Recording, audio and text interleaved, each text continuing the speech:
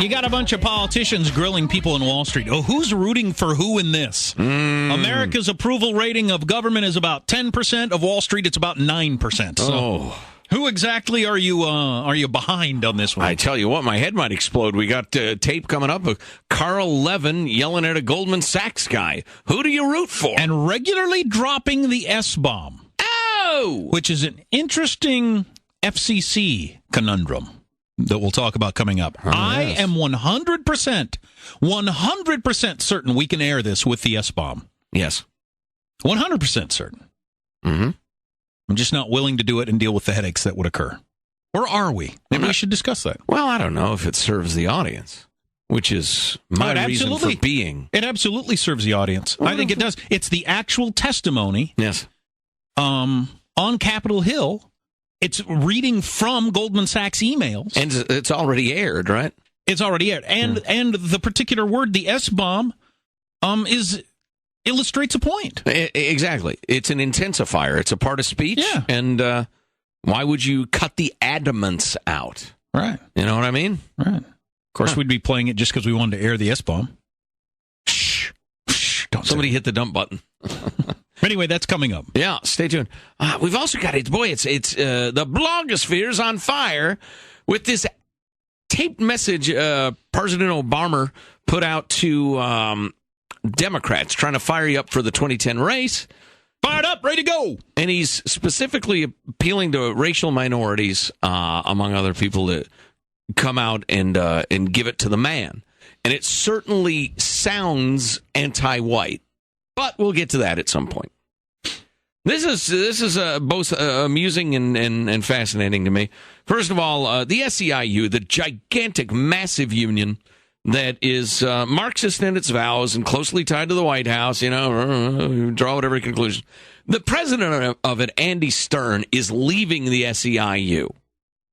The Stern administration, if you will, over the SEIU, has seen the union's liabilities increased by 16-fold, while its assets tripled. They were $102 million in debt. Now they're $85 million in debt. They had a good year, I guess. They're laying off employees. While their pension plans were failing and liabilities growing, Mr. Stern seemed more concerned with electoral politics than with the internal workings of the union. Indeed, politics can account for much of SEIU's lavish spending in recent years. Quote, "We spent a fortune to elect Barack Obama, $60.7 million to be exact, and we're proud of it," he boasted to the Las Vegas Sun last year. So, in short, the SEIU is $85 million in debt, thanks to this guy's leadership. He is leaving the SEIU. Would you like to know what he's going to do next? Would you like to know? They spent $60 million? 61. On helping Barack Obama get elected? Yes, sir. Of union members' donations, union dues, yeah. Well, yeah, that you have to pay. Yeah. Wow, that's incredible. But wait for the punchline now. So he ran up $85 million in debt for his union. He's now left the union and gone to work for his buddy in the White House. He is leaving the SEIU to become a member of the President's Deficit Commission. The think tank that's going to decide how to get rid of the deficit. That's being run by Senator Simpson and Senator Abraham Simpson and Senator...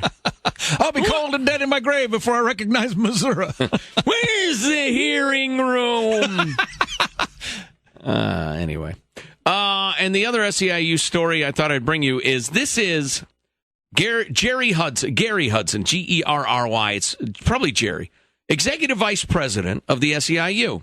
He was discussing immigration reform on C-SPAN last week at Georgetown University. This was aired now on C-SPAN. So nobody saw it but Jack and a few poli-sci students. But I want you to listen in particular. He talks about black union members not wanting the country flooded by illegals. And I think you can understand why that might be. Then he talks about white union members and why they might object to the country being flooded with illegals. Please enjoy Mr. Gerry Hudson of the SEIU. I've organized huge numbers of conversations among workers about immigration, comprehensive immigration. He's a black man, by the way. And there is significant worker opposition to comprehensive immigration reform. And appallingly, among African Americans, people have gone overtime in trying to organize a battle royale, right, for the country between African Americans and Latinos on this whole issue. So I got a feeling it's got some legs. What's interesting to me is it doesn't take a whole lot to argue at least African American workers to another place. It doesn't take a whole lot. And I've spent not a whole lot of time doing it, but have had some success. And so I think we need to spend more time doing it, try to figure out what's the best ways to get it done. But I think we can get the work done. And I think on white workers, I think we got some real problems. I spent a lot of time in Wisconsin and places like that where I have heard some of the most anti-immigrant sentiments around. It's also, and this is where you get the black workers first, it's so f***ing rabidly racist. Yeah. Till black people get scared. They don't just mean you. Right. And so you can organize them quicker, look at what's there. Right. So what is he saying? So he's saying black workers are against illegal immigration because they're taking their jobs, but if you just talk to black workers, you can change their minds. But white people who are against illegal immigration are rabidly effing racist, to quote him, and you can't talk to them. So a couple of the features of this that I enjoy is only white people are capable of racism, and only white people ultimately are against illegal immigration, and it's purely because of their racism. Very nice.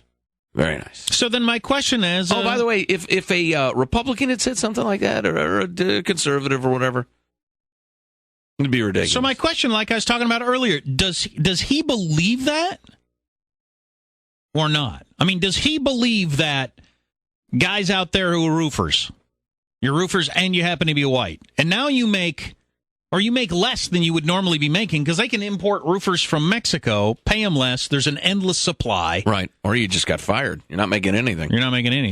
Right. You're a racist. Exactly. But does he actually believe that? I don't think he can. I don't think he seems fairly bright. I mean, he would have to be deluded by his ideology to the point of being psychotic if he actually believes that. No, I don't think he believes that. And a black guy who loses his job as a janitor in favor of the unending stream of illegals, you just sit him down and explain to him, it's okay, it's a human rights issue. He'll come around, oh, well, thank you, sir. He'll get it immediately, but not those white people, because they are so effing rabidly racist. People in Wisconsin and places like that. I'm telling you, the radicals in America have succeeded in labeling the political center as radicals and have labeled themselves as normal and right thinking. 70% of people in Arizona support that law. 60% of people around the country support that law. And I'll bet you give me 20 minutes with that 40%, I can convert half of them. That's a Rasmussen number, by the way, which is... That's right. About the most respected polling organization out there. But guys like the SEIU, in the mind of the mainstream media especially, are the rational ones, the mainstream ones. That's really interesting. And we are the nuts. We, the 60, 70%. Go figure. This